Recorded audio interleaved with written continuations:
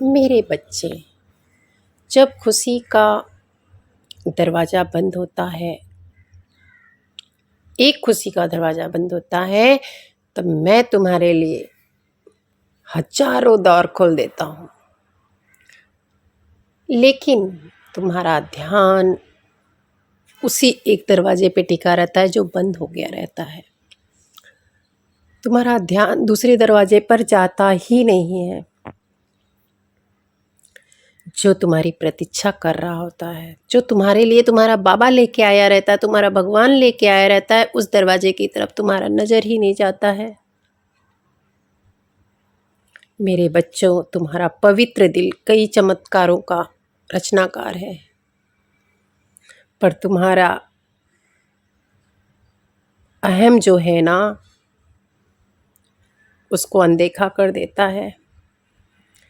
अपने साईं पर विश्वास रखो, लेकिन कई बच्चे हैं जो कहते तो हैं बाबा मैं आप पर विश्वास करता हूँ, बट नहीं करते हैं। मैंने देखा है, मुझे बहुत तकलीफ़ होती है, मुझे बहुत दर्द होता है। मेरे बच्चों, खुद पर विश्वास करो, अपने साईं पर विश्वास करो। तुम कई चमत्कारों के जननी हो, नए चमत्कारों की ओर ले जाएगा तुम्हारा बाबा, याद रखना। तुम्हारे लिए सब कुछ अच्छा होगा, मंगलकारी होगा, शुभ होगा। जो कुछ तुम पाओगे ना, वो सब कुछ तुम्हें मिलेगा। बस नेगेटिविटी अपने मन से निकाल दो मेरे बच्चों। अपने मन के दरवाजे को बंद करो मेरे बच्चों। मेरे बच्चों, अपने अंदर अपने साईं को देखो। मेरे बच्चों, नेगेटिव चीज़ों को अंदर आने मत दो। कई बहानों से अंदर आना चाहते हैं। तुम्हें नहीं पता कि वो किस बहाने से तुम्हारे अंदर आना चाहते हैं, लेकिन अब मेरे बाबा के बच्चों, तुम उन नकारात्मक चीज़ों को, नेगेटिव चीज़ों को अंदर आने मत देना। मुझे पता है इस साल तुम्हें बहुत कठिनाइयों भरा रहा है, सभी के लिए, मेरे सारे बच्चों के लिए कठिन साल जो है बहुत कठिनाइयों भरा रहा है। तुमने बहुत सारे संघर्ष किए हैं, बहुत संघर्षों का सामना किया है, लेकिन मेरे बच्चों, इस संघर्ष में बहुत कुछ सीखा है आपने। बहुत कुछ चीज़ों, बहुत सारी चुनौतियों को सामना किया है तुमने, जिसकी तुमने कल्पना भी कभी नहीं की थी, वो सब चीज़ें तुमने किया है। मेरे बच्चों, तुम्हें कुछ नहीं होगा, क्यों डरते हो? मैं अपने सुरक्षा के चादर से तुमको घेर रखा हूँ। मैं तुम्हें सुरक्षा देता हूँ, तुम्हें दुनिया की बुराइयों से बचा कर रखता हूँ। मेरे जो देवदूत हैं ना, तुम्हारे पास भेजूँगा, जिससे वो तुम्हारी रक्षा कर सकते हैं। मैं, तुम्हारा बाबा, वादा करता है कि तुम्हारे ऊपर एक आँच तक आने नहीं दूंगा। मैं तुम्हारे लिए इलाज भेजूंगा। जितनी भी कठिन परीक्षा तुमने दिया है, जितना भी संघर्ष तुमने किया है, जल्द ही मैं उसे ख़त्म करूंगा। मेरे बच्चों, जो दुनिया ने तुमसे छीना है ना, जितनी भी चीज़ें तुमसे छीनी है, मैं, तुम्हारा बाबा तुम्हें ला के देगा। मैं सब कुछ दूंगा, फिर से तुम निडर बनोगे। आपके पापा के लिए सब संभव है, मेरे लिए सब संभव है। बाबा पर भरोसा रखो, सब अच्छा होगा। सबका मालिक एक। जय साईं राम। थोड़ा सा गले में तकलीफ़ है करके ज़्यादा नहीं कर पा रही हूँ, थोड़ा थोड़ा करके कर रही हूँ। जो गलतियाँ होगी तो आप लोग प्लीज़ क्षमा करना। बाबा के काम में रुकावट ना हो, इसके लिए मैं कर रही हूँ, लेकिन गले में दर्द है, तो आप लोग क्षमा करना जो भी गलतियाँ होगी। बाबा कहते हैं, मेरे कई बच्चे कितना भी बोलने के बाद भी वो वही करते हैं जो वो चाहते हैं। जो बाबा चाहते हैं वो नहीं करते, जो मेरे हिसाब से नहीं चलते उनको ये रहता है बाबा ये चीज़ें मुझे चाहिए, आपको देना ही पड़ेगा क्योंकि आप मेरी भक्ति में इतनी ताकत है कि मैं वो चीज़ें लूँगा। लेकिन ये भूल जाते हैं वो कि वो चीज़ों में उनकी भलाई नहीं है करके मैं नहीं देता हूँ। बाबा कहते हैं तू करता है वही जो तू चाहता है, पर होता है वो जो मैं चाहता हूँ। अगर तू करेगा जो मैं चाहता हूँ तो होगा वही जो तू चाहता है। भगवान को समझना जो है ना इतना आसान नहीं है, बहुत कठिन है।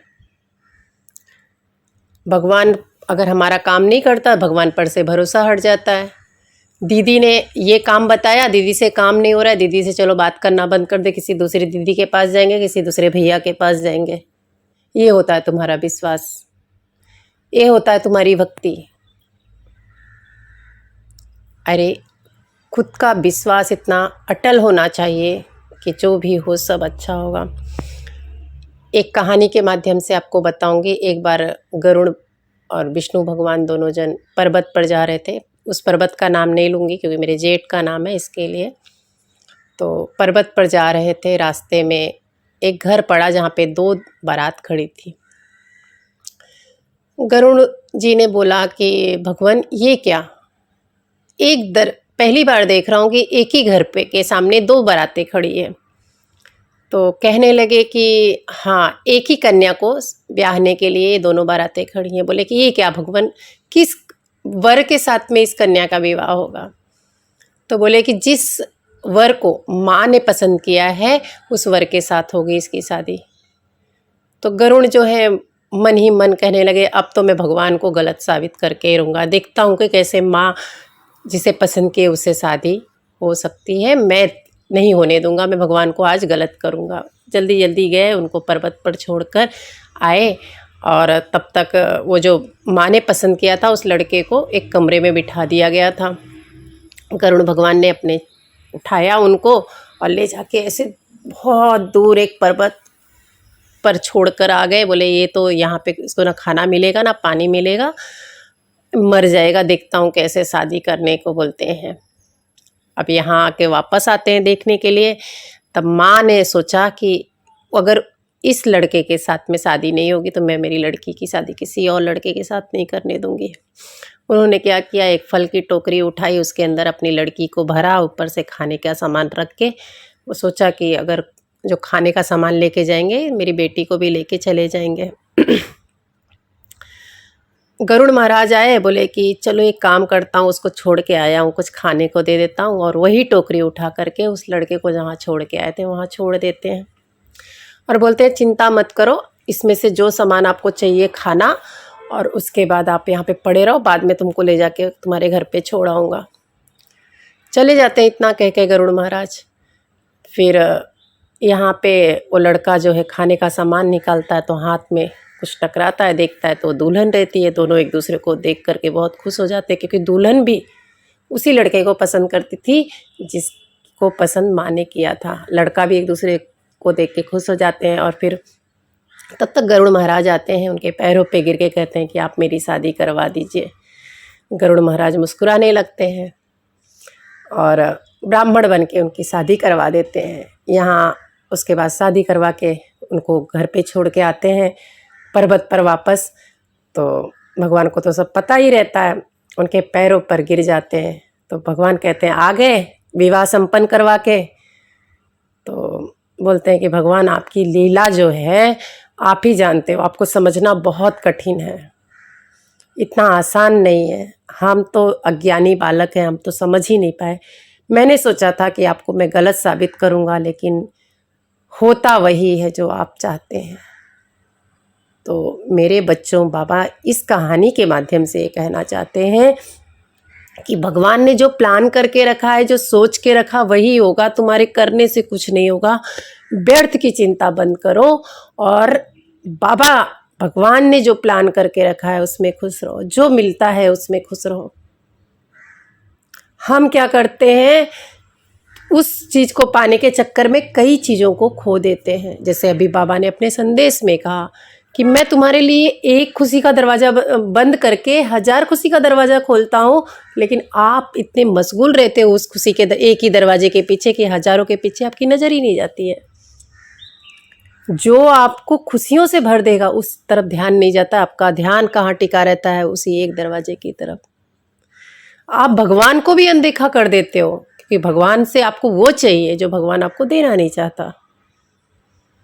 कुछ ना कुछ उसके पीछे भी राज होगा, लेकिन आप जो है इतने जिद में रहते हो कि नहीं मुझे वही चाहिए, अपने ईगो में रहते हो, दुनिया को दिखाना रहता है आपको, अपने अहम में रहते हो कि आपको वही चाहिए।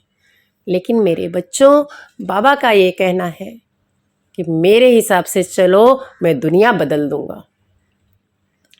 जय साईं, श्री साईं, जय जय साईं।